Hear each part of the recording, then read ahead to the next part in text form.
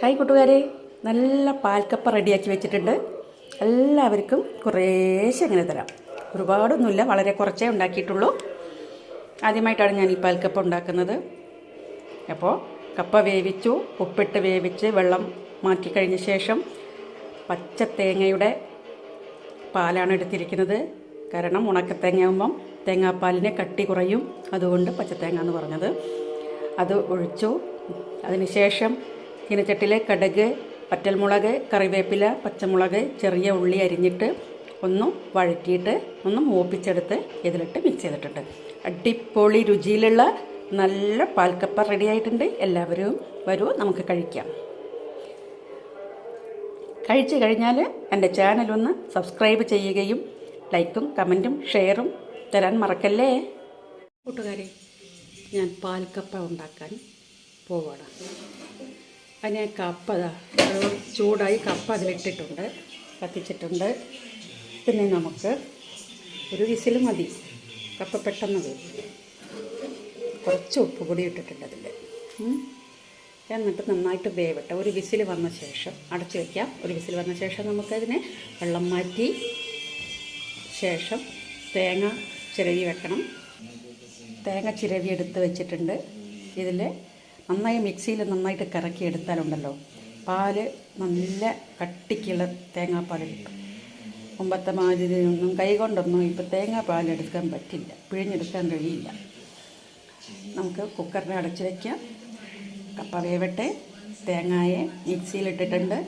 വെള്ളം കുറച്ചൊഴിച്ചിട്ട് നമുക്ക് നന്നായിട്ട് അരച്ചെടുക്കാം. തേങ്ങാപ്പാൽ പിഴിഞ്ഞ് തേങ്ങ മിക്സിയിലിട്ട് നന്നായിട്ട് അരച്ചെടുത്തിട്ടുണ്ട്. നമുക്കതിനെ അരിപ്പയിലോട്ട് മാറ്റി പാലെടുക്കാം. അരിപ്പയിലോട്ടെടുത്ത് പാത്രത്തിലോട്ട് തേങ്ങാപ്പാലെടുത്തു. തേങ്ങാപ്പാൽ നമുക്ക് മാറ്റി വയ്ക്കാം. ആദ്യത്തെ പാലാണ് കേട്ടോ. കപ്പ വേവിച്ചു. കപ്പയെ കുറച്ചൊന്ന് ഉടച്ചെടുക്കണം.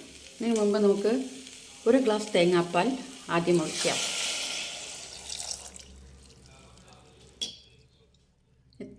കപ്പയെ ഒന്ന് ഉടച്ചെടുക്കാം.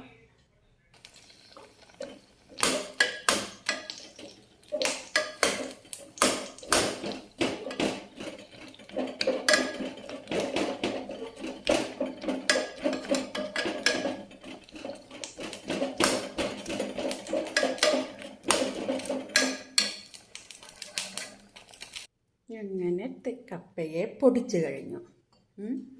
ഫുള്ള് പൊടിക്കാൻ പാടില്ല കേട്ടോ. വളരെ കുറച്ച് ഭാഗങ്ങളൊന്നിങ്ങനെ നമ്മൾ നല്ല കട്ടിയുള്ള തവി കൊണ്ടോ അല്ലെങ്കിൽ തൈര് കടയുന്ന, ഞാൻ ഈ തൈര് കടയുന്ന ഇതാണത്, അതിലാണ്. ഇനി ഒരു 3/4 ഗ്ലാസ് കൂടെ തേങ്ങാപ്പാലുണ്ട്, അതൂടെ ഒഴിച്ചു കൊടുക്കാം.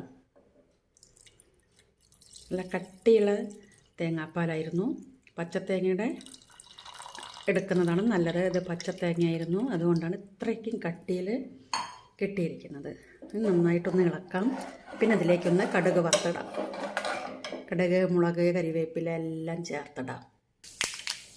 പാൽക്കപ്പയിലേക്ക് കടുക് വറുത്ത് അതിൽ ഒരു 2 ചെറിയ ഉള്ളി അരിഞ്ഞതും ഒരു കഷ്ണം പച്ചമുളക് ഇടുന്നുണ്ട്. പച്ചമുളക് നല്ല എരിവുള്ളതായതുകൊണ്ട് മുളകിൻ്റെ പകുതിയാണ് ഇടുന്നത് കേട്ടോ.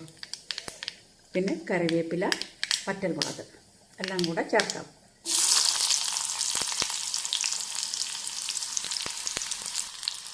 പച്ചമുളക്, ചുവന്ന മുളക്, കറിവേപ്പില, ഉള്ളി, കടുക് അതൊന്ന് ഇളക്കി യോജിപ്പിക്കും.